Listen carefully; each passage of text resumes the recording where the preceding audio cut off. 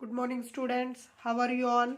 Today we will read class 7 SST book Past and Present. इसका first chapter हम पढ़ेंगे आज, जो हिस्ट्री का चैप्टर है। Where, when and how. कब, कहाँ और कैसे। Where, when and how.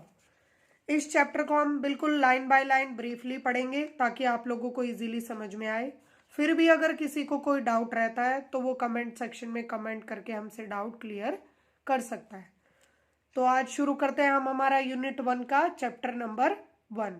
और अगर कोई चैप्टर आप इस पूरी सीरीज में से कोई भी चैप्टर आप पढ़ना चाहते हो तो आप कमेंट सेक्शन में कमेंट करके बोल सकते हो कि मैडम ये वाला चैप्टर पहले करा दीजिए। ओके बेटा, स्टार्ट करते हैं। In our earlier classes, we have learnt about the history of the ancient period. जैसे जो आपने 5th और 6th क्लासेस में, अर्लियर क्लासेस 5th और 6th ही थी आपकी, उसमें क्या पढ़ा है बेटा आपने? प्राचीन समय की बातें पढ़ी हैं, जो हिस्ट्री का बिल्कुल पुराना समय था। प्राचीन मीन्स बहुत पुराना टाइम। एंशियंट का मतलब होता है प्राचीन। We have got the information about the history of ancient India and the ancient civilization of the subcontinent. ये क्या कह रहा है कि हमें जो हमारा इतिहास है, जो हमारी हिस्ट्री है, या जो प्राचीन इतिहास भारत का है, उन सभी की जानकारी प्राचीन सभ्यता से प्राप्त होती है। सिविलाइजेशन का मीनिंग होता है सभ्यता। सब कॉन्टिनेंट का मतलब होता है उप महाद्वीप। From the prehistoric period to the 7th century AD. और जो एंशियंट हिस्ट्री थी उसमें सारी जानकारी हमें कब तक की प्राप्त होती है? 7th सेंचुरी एडी तक। एडी का मतलब फुल फॉर्म होता है एना डोमिनी, और बीसी का होता है before Christ. In this class we shall know about the history of the medieval period. इस कक्षा में अब हम मध्य का जो समय है, बीच का जो समय है, उसका इतिहास पढ़ेंगे। एंशियंट आपने पुरानी क्लासेस में पढ़ लिया, अब आप क्या पढ़ रहे हो? मेडिवल। 3 पीरियड्स ऑफ हिस्ट्री हैं बेटा, एंशियंट, मेडिवल और मॉडर्न। एंशियंट आप पिछली क्लासेस में पढ़ चुके हो, मेडिवल अभी आप पढ़ोगे, और मॉडर्न आगे आने वाली क्लासेस में आपको पढ़ाया जाएगा। The medieval history is somewhat different from a country to country. देखो, हर देश का इतिहास अलग होता है। हमारा इतिहास अलग है, जापान का इतिहास अलग मिलेगा, अमेरिका का इतिहास अलग होगा। The medieval history in Europe is said to have begin in the 6th century. यहाँ पर किसका एग्जाम्पल दिया है? यूरोप का। यूरोप का जो मध्यकालीन इतिहास है वो 6th सेंचुरी से स्टार्ट हुआ था, और कब खत्म हुआ? 15th सेंचुरी एडी में। While in India this period start from 8th century. लेकिन जो हमारा भारत है वहाँ पर मेडिवल हिस्ट्री की शुरुआत कब हुई? 8th सेंचुरी से, और ख़त्म कब होगी medieval history? 18th century AD में। ये जो भी चीज़ें मैंने अंडरलाइन कर रखी है आप भी साथ साथ अंडरलाइन करते हुए चले, इंपॉर्टेंट है बेटा। India show many remarkable changes in the political, economic, social and cultural life of the people during this period. जब ये मेडिवल पीरियड आया उस समय भारत में बहुत सारे बदलाव आए। रिमार्केबल मतलब जिनको हम आज भी याद करते हैं, प्रसिद्ध, पॉपुलर। बहुत सारे बदलाव आए। चेंजेस, बदलाव, राजनीतिक तौर पर, आर्थिक तौर पर और सामाजिक तौर पर और सांस्कृतिक तौर पर बहुत सारे चेंजेस आए। पॉलिटिकल, राजनीतिक, इकोनॉमिक, आर्थिक, सोशल, सामाजिक, और कल्चरल, सांस्कृतिक। नेक्स्ट टॉपिक पर आ जाते हैं, ज्योग्राफिकल इम्पैक्ट ऑन हिस्ट्री। हमारे इतिहास पर जो हमारी ज्योग्राफी है, इतिहास का ज्योग्राफी पर क्या असर पड़ा? इम्पैक्ट मतलब असर पड़ना। हिस्ट्री इतिहास और ज्योग्राफी भूगोल। The geography of a region influences the history. किसी भी एरिया की या किसी भी रीजन की, रीजन मतलब क्षेत्र या एरिया, इन्फ्लुएंस मतलब प्रभावित, किसी भी क्षेत्र की भूगोल इतिहास से क्या होती है, प्रभावित होती है। Of course in the case of India also the geography of the subcontinent has greatly influenced its history। और यही चीज भारत के उसमें भी रही। भारत की भी जो भूगोल है, भौगोलिक दृष्टि से भारत में कई सारे बदलाव आए इतिहास की वजह से। Geography determines the development of a particular area. किसी भी एरिया का विकास, डेवलपमेंट मीन्स विकास, कौन तय करता है, उधर की geography. The areas where the environment is favourable. कौन कौन से एरियाज की, जहां का वातावरण क्या होना चाहिए, फेवरेबल मतलब अच्छा होना चाहिए। आर डेंसली पॉपुलेटेड, जहां का वातावरण अच्छा होगा, शुद्ध होगा, साफ होगा, वहां पर ज्यादा क्या मिलेगी हमें, जनसंख्या। डेंसली पॉपुलेटेड का मतलब होता है अत्यधिक जनसंख्या। Their cultures are also affected by outside influences और foreign travelers। जो हमारी संस्कृति है, कल्चर मीन्स संस्कृति, वो बाहर देश से आए हुए लोगों से और जो बहुत सारे यात्री होते हैं ट्रैवलर्स, उनकी वजह से क्या होती है, प्रभावित। यहाँ पर ट्रैवलर्स की स्पेलिंग रॉन्ग है बेटा, डबल एल आएगा। On the other hand the place with an unfavourable environment are sparsely populated. और उस वातावरण, जहाँ का वातावरण अच्छा नहीं होता, ज़्यादा गर्मी पड़ती है या ज़्यादा ठंड पड़ती है, वहाँ पर लोग कम रहते हैं, इसीलिए वो जगह क्या होती है, स्पेशली पॉपुलेटेड, मतलब वहाँ पर बहुत कम जनसंख्या होती है। ओके बेटा। The culture that develops here is not much affected by outside influences. और यहाँ की संस्कृति पर बाहरी लोगों का ज़्यादा प्रभाव नहीं पड़ता। फिर नेक्स्ट टॉपिक पर आते हैं, मैप्स एंड मेडिवल इंडिया। मानचित्र और मध्यकालीन भारत। मैप्स होते हैं मानचित्र और मेडिवल मध्यकालीन Bharat. The art of a process of drawing और making map is known as cartography। देखो बेटा ये क्या बोल रहा है कि मैप को बनाना या उसको ड्रॉ करना की जो कला है उसे हम कहते हैं कार्टोग्राफी। जब हम कोई भी मानचित्र बनाते हैं तो वो प्रोसेस क्या कहलाता है, cartography. And a person who makes map is called cartographer. और जो आदमी उन मैप्स की ड्राइंग करता है या उनको बनाता है उसको कार्टोग्राफर कहते हैं। जो मानचित्रों को निर्मित करता है वो कार्टोग्राफर, और जिस कला के द्वारा मानचित्र बनाए जाते हैं वो cartography. In ancient India people were unknown about the cartography और मैप मेकिंग। देखो प्राचीन भारत में बेटा लोगों को पता नहीं था कि कैसे मैप्स ड्रॉ होंगे, कैसे बनाए जाएंगे, कार्टोग्राफी क्या होता है। In fact, the worldwide growth or trade and the expansion of empire during the medieval period created the need for accurate maps। जैसे जैसे लोगों का एक देश से दूसरे देश जाना बढ़ा, व्यापार बढ़ा लोगों का, उस समय मैप्स की ज़्यादा ज़रूरत लोगों को पड़ने लगी, इसीलिए मैप्स ड्राइंग स्टार्ट हुई। First of all the Arab and the Europeans developed the science of cartography. सबसे पहले अरब और यूरोपियन कंट्रीज के लोगों के द्वारा क्या की गई थी, कार्टोग्राफी, मतलब मैप बनाए गए थे। They felt need for maps because they often undertook long journeys over land and sea. उनको मैप्स की ज्यादा जरूरत इसलिए पड़ती थी क्योंकि वो लंबी लंबी यात्रा करते थे, समुद्र के रास्ते से भी और लैंड रूट से भी। Contact with the Arab and European help Indian to learn about cartography. और अरब देश के लोगों के साथ और यूरोप के लोगों के साथ जो हमारे संबंध थे वहीं से हमने क्या सीखी, कार्टोग्राफी, मैप बनाने की कला। कार्टोग्राफी क्या होती है, मैप बनाने की कला। अब आगे देखते हैं। An Arab geographer Al Idrisi made a world map in 1154।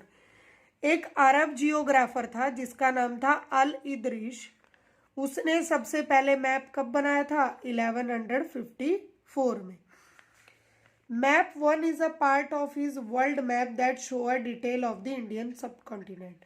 और इस मैप 1 में पूरे विश्व के साथ भारत उपमहाद्वीप को भी दर्शाया गया था।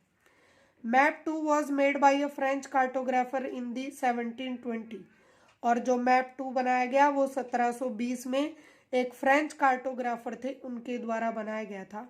मैप 1 और मैप 2 में 600 ईयर्स का गैप है बेटा, मतलब मैप 1 बनने के 600 साल बाद क्या बना, map 2। This was part of an atlas nouveau of Guillaume de Isle, और ये जो मैप 2 था ये इस एटलस का पार्ट था। ये एटलस का नाम दिया हुआ आपको। एटलस क्या होती है, जिसमें बहुत तरीके के मैप्स होते हैं। Although both the map show the same area, दोनों मैप सेम एरिया दिखाते थे। Indian subcontinent they are quite different from each other, लेकिन मैप 1 और मैप 2 में क्या अंतर था कि मैप 1 में भारत के दक्षिणी भाग को और श्रीलंका को उत्तरी भाग में दिखा दिया गया था। मतलब जो हमारा साउथ इंडिया और श्रीलंका है उसको इन्होंने नॉर्थ इंडिया में दिखा दिया गया था। लेकिन इस गलती को मैप 2 में सुधारा गया और मैप 2 में जो साउथ इंडिया है वो नीचे की तरफ दक्षिण में दिखाया गया और श्रीलंका को भी bottom of the map. In map 1 place names are marked in Arabic, और जो मैप 1 था उसमें अरबी भाषा में जगहों के नाम लिखे गए थे, जिसकी स्पेलिंग समय से समय पर अलग होती थी। लेकिन मैप 2 में क्या किया गया, इन सारे चेंजेस को, इन सभी बदलावों को कंसीडर करके उसको इस तरीके का बनाया गया कि लोग मैप 2 को आसानी से समझ सके। Map 2 is more familiar to अस।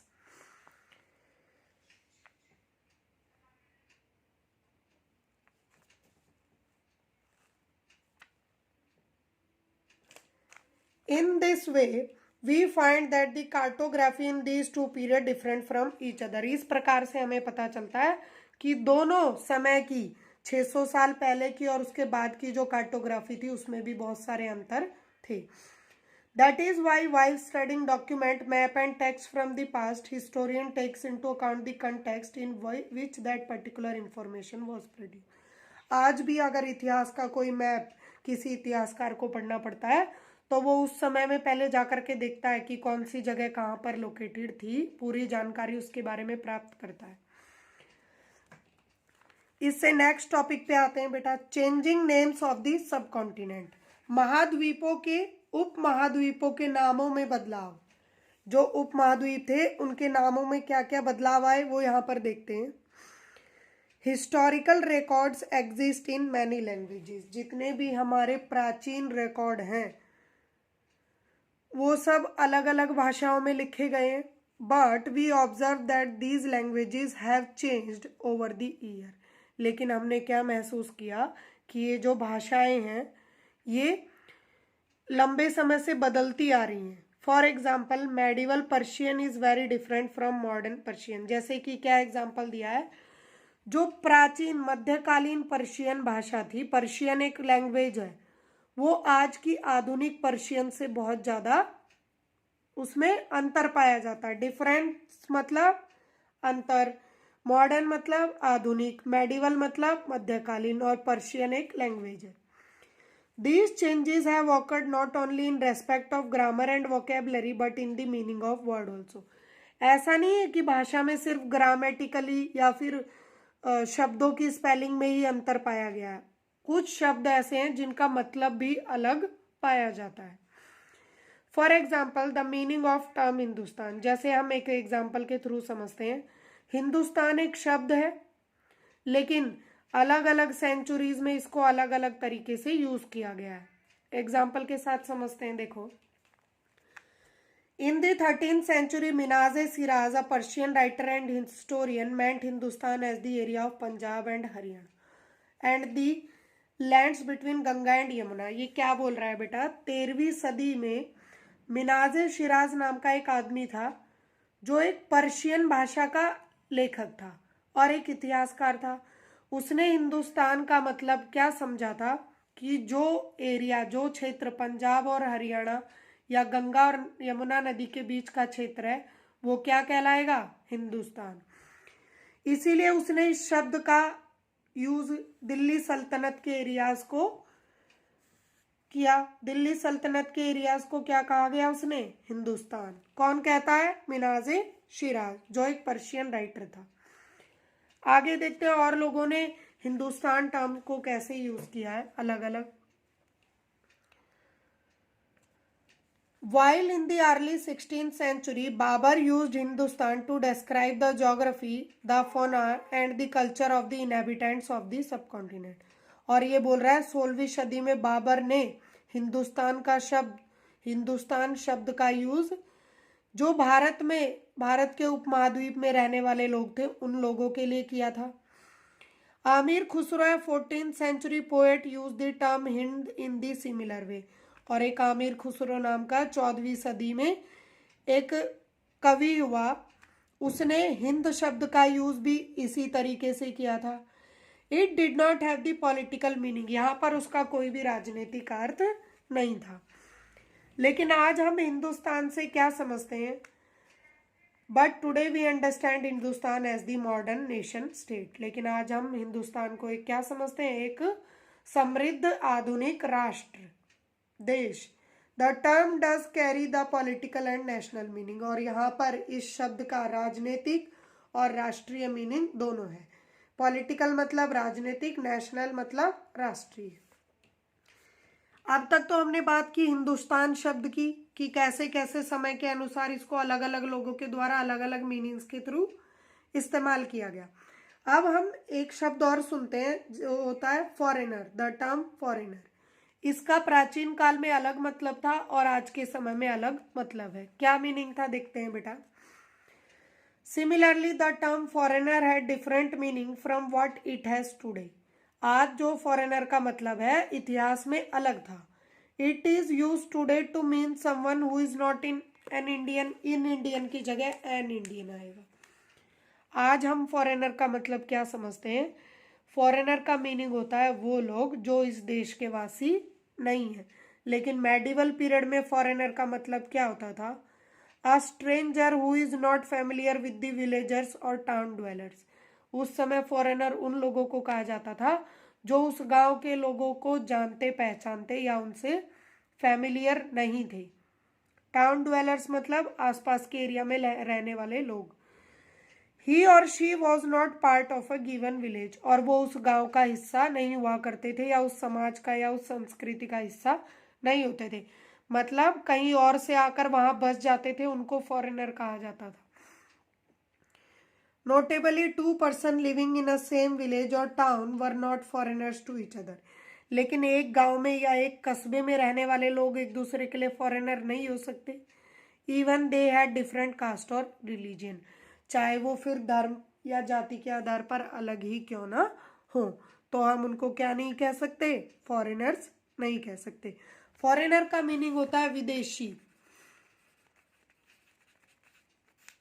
जो आज के तौर पर हम समझते हैं। कल इस चैप्टर को आगे कंटिन्यू करेंगे बेटा, time frame in the history से। Thank you for today. Please like my channel and subscribe it also.